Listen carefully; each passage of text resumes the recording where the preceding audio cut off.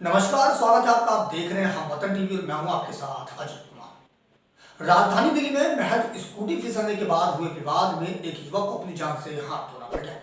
दरअसल पूरा मामला बाहरी दिल्ली के राजपाट थाना अंतर्गत मंगोलपुरी से सामने आया है, जहां शनिवार देर रात को स्कूटी फिसलने के बाद पास में ही कुछ युवकों से स्कूटी सवार का विवाद हो गया।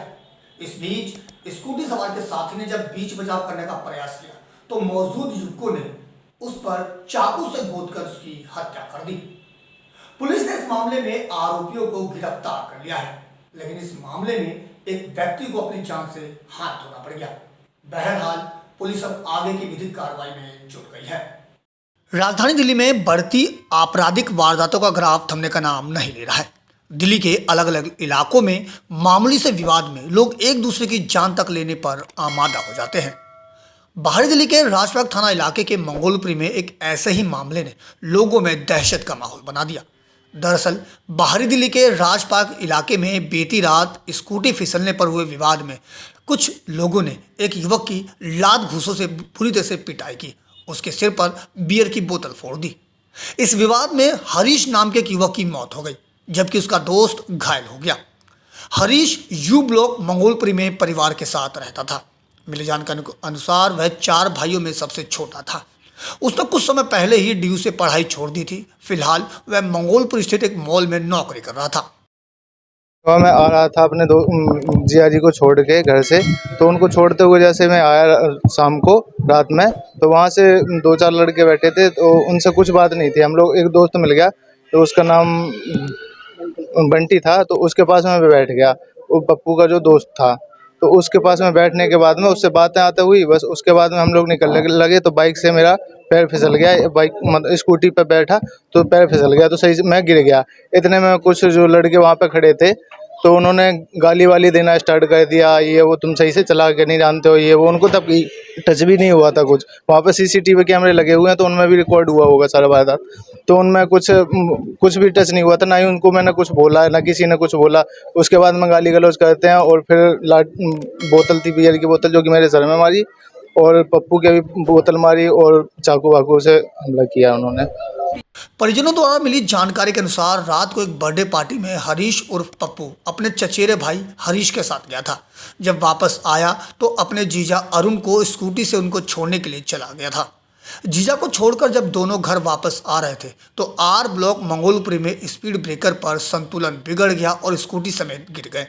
वहीं पर मौजूद कुछ लोगों ने एक दूसरे के साथ अभद्र भाषा का इस्तेमाल किया। बहसबाजी और गाली गलौज के बीच आरोपियों ने पास ही खड़ी रेहड़ी से बोतलें जबरन उठाई और हरीश की पिटाई शुरू कर दी।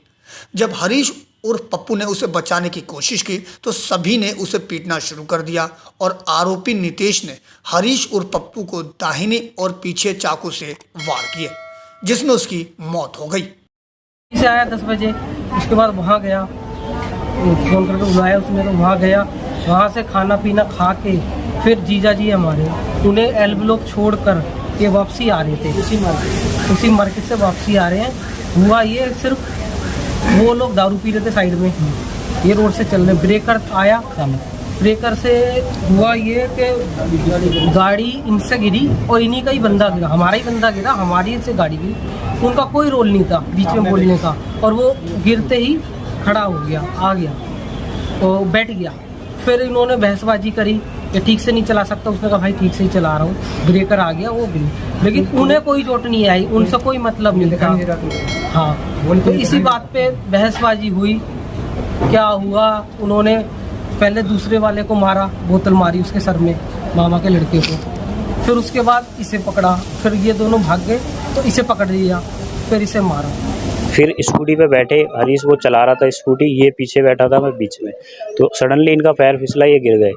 फिर जो लड़के खड़े हुए थे उन्होंने कमेंट पास करे, कमेंट ना कि उन्होंने उठाया ना बचाया, उन्होंने सीधा गाली देना स्टार्ट करा कि ऐसे ऐसे गाली देना शुरू कर दिया। और उसके बाद बहस हुई, हम लोगों ने बोला ऐसे मत बोलो, उसने बोला जो चला रहा था ऐसे मत बोलो। तो इतने वो लड़का बोलता है कि तू मेरे को जानता है, उसका नाम था सोनी, जो लड़का था कम हाइट का, काली शर्ट टी शर्ट में था आई थिंक, और उसका नाम सोनी था। उसने बोला मेरे को जानता है, तो उसने बोला कि तुम मुझे जानते हो। इतने में उसने लड़के बुलाए, और सर पे बोतलें मारना स्टार्ट कर दिया। इसके सर पे बोतल मारी, उसके सर में, स्कूटी में, मेरे भी मारे घूसे मुझसे, तो मैं भाग गया। तीनों इधर उधर भागे, बट लास्ट में इन्होंने उसको पकड़ लिया। उसके फिर चाकुओं से वारदात मारते गए उसको। बहरहाल इस मामले में बाहरी दिल्ली के डीसीपी हरेंद्र सिंह के मुताबिक पुलिस ने आरोपियों के खिलाफ विभिन्न धाराओं के तहत मामला दर्ज किया। एसएचओ ललित कुमार की देखरेख में पुलिस टीम ने वारदात की जगह के आसपास लगे सीसीटीवी कैमरों की फुटेज को खंगालने के बाद अपने लोकल इनपुट की मदद से महज 3 से 4 घंटे में नीतीश, राहुल और जतिन को उनके ठिकानों पर छापेमारी करके गिरफ्तार कर लिया और पुलिस ने शव को पोस्टमार्टम के बाद परिजनों को सौंप दिया है। लेकिन इस मामले ने यह भी जरूर साबित कर दिया है कि अब लोगों में कानून का डर बचा ही नहीं है। दिल्ली से अपने सहयोगी फिरोज हसन के साथ अजीत कुमार की रिपोर्ट, हम वतन टीवी। उत्तर प्रदेश के कानपुर में एक पुजारी ने मंदिर परिसर में ही संदिग्ध परिस्थितियों में फांसी लगाकर आत्महत्या कर ली। मामले का खुलासा तब हुआ जब पड़ोस में ही रहने वाली एक युवती ने सफाई के लिए मंदिर में गई, जब देखा कि मंदिर के पुजारी फांसी पर लटके हुए हैं। फिलहाल पुलिस ने मृतक के शव को पोस्टमार्टम के लिए भेज दिया है। कानपुर के गोविंद नगर थाना अंतर्गत दबोली वेस्ट में पुजारी राधेश्याम यादव ने मंदिर के अंदर फांसी लगाकर आत्महत्या कर ली। मंदिर के पड़ोस में रहने वाली बेटी साफ सफाई करने के लिए मंदिर में सुबह गई तो जानकारी मिली कि पुजारी रस्सी से लटका था, जिसके बाद आनन फानन में पुजारी राधेश्याम के परिजन ने पुलिस को सूचना दी। मौके पर पहुंची पुलिस ने मृतक शरीर को लेकर पोस्टमार्टम के लिए भेज दिया। वहीं पुजारी के बेटे अनिल ने बताया कि उनके पिता पिछले कुछ समय से डिप्रेशन में चल रहे थे। उन्होंने 5 मूर्तियां स्वयं अपने हाथों से बनाई थी, जो बंदर बाबा मंदिर में रखी थी। वह मूर्तियां खंडित हो चुकी थी, जिसके बाद सभी लोगों के द्वारा उन मूर्तियों का विसर्जन कर दिया गया था। जिसके बाद वे मूर्तियों को लेकर डिप्रेशन में रहने लगे, जिससे परेशान होकर उन्होंने आत्महत्या कर ली। वहीं पुजारी ने मंदिर में रखी पेटी में 3 इलाकाई लोगों के नाम लिखे हैं, जहां पर पुजारी ने आत्महत्या के लिए उकसाने का आरोप लगाया है। डिप्रेशन में चल रहे थे वो। कितने सालों से डिप्रेशन में चल रहे हैं? सालों से क्या, महीनों से चल रहे थे, अभी जल्दी से।